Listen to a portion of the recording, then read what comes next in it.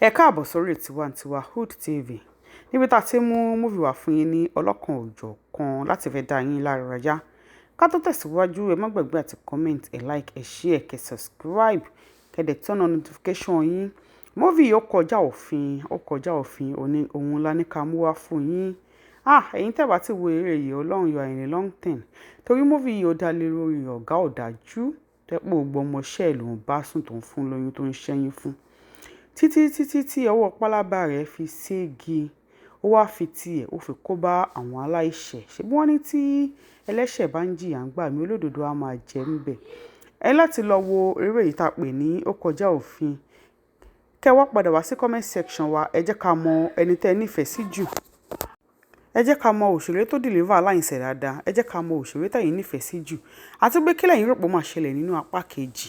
Ẹ bá wa drop ẹ̀ sí comment section ká lè tètè mú apá kejì wá fún yín ní kíákíá. Bó ṣe ń jáde àjà balẹ̀ àsídẹ̀ hot, òun la ní ká mú wá fún yín. Ó ní eré yàtọ̀ sí eré. Múfì yìí dá lé lórí ìfẹ́, ó dá lórí ọ̀dàlẹ̀, ó dá lórí oríṣiríṣi, ó dá lórí àwọn ọ̀gá tí ò dá. Ẹ láti lọ wo eré yìí tá a pè ní ó kọjá òfin yìí.